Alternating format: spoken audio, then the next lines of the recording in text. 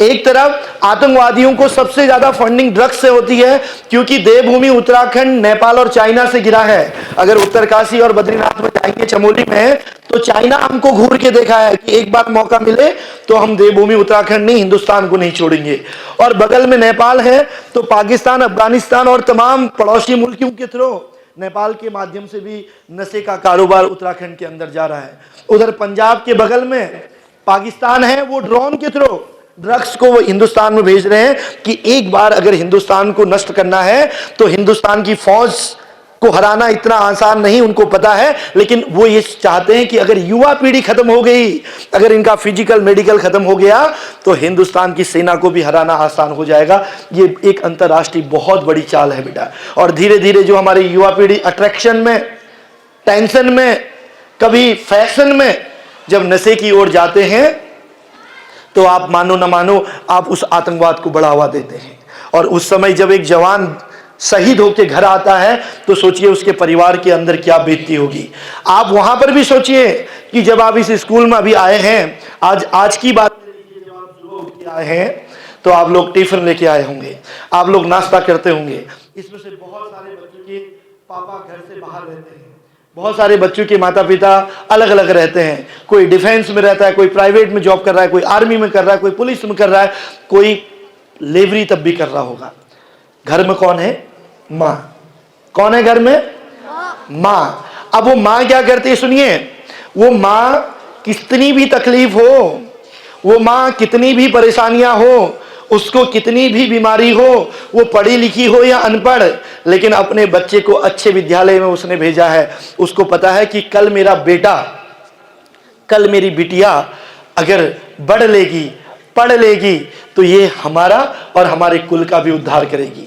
देखिए, उस चक्कर में ये सोच के माँ उठती है, अपने बच्चों को पालती है। अब तो आप बड़े हो गए हैं, अगर आप 5 साल 6 साल पुराने जाइए, जब बच्चा 2 साल 3 साल 1 साल का होता है, पूरी रात भर माँ सो नहीं पाती है। पूरी रात भर वो अपने बच्चे के लिए जागती है, खुद गीले में सोती है, बच्चे को सूखे में रखती है, खुद बीमारियां, बुखार होता है, सुबह उठती है, परिवार के लिए काम करती है, धीरे धीरे अपने बच्चों का लालन पालन करती है। और कभी तो ये स्थिति रहती है कि घर की कंडीशन अच्छी ना हो, तो वो प्राइवेट में, सरकारी में जॉब भी करती है। हमने ऐसी माँ भी देखी है जो लोगों के घरों में बर्तन धो के भी अपने बच्चों को पालती है, ताकि कल उनका बच्चा आगे बढ़ जाए।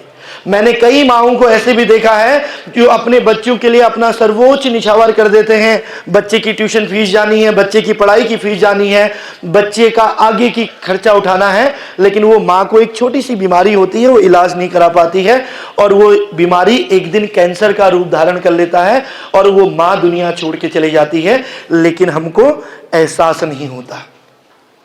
मैं भैया बहनों से कहना चाहता हूं कि अगर राष्ट्र के निर्माण में योगदान देना है, अगर विकसित भारत बनाना है, अगर भारत माँ की रक्षा करनी है, तो सबसे पहले अपने मम्मी पापा के बारे में सोचिए बेटा, क्योंकि उनकी जो आयु है वो लगभग 40 साल पार कर चुकी है।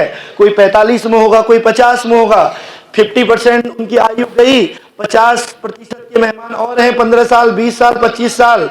तुम अच्छे हो गए, आप अच्छे बन गए, आप अपने पैरों में खड़े हो गए, तो माता पिता की आयु क्या होगी? दीर्घायु होगी। लेकिन जिस दिन उस बच्चों को, उन माता पिता को यह पता चलेगा कि उनका बेटा तो आज सिगरेट पी के आया है, उस माँ को जब यह पता चलेगा कि उसके बेटे के जेब में गुटखा खैनी तंबाकू है, जब उस माँ को यह पता चलेगा कि उसकी बिटिया जिस रास्ते में भेजना था, उस रास्ते में न जाके दूसरे रास्ते में भटक रही है, सोचो उस माँ को क्या बीतती होगी जब दूसरे लोग कहते हैं कि तुम्हारा बेटा तो आज नशा करते हुए वहां दिखा था।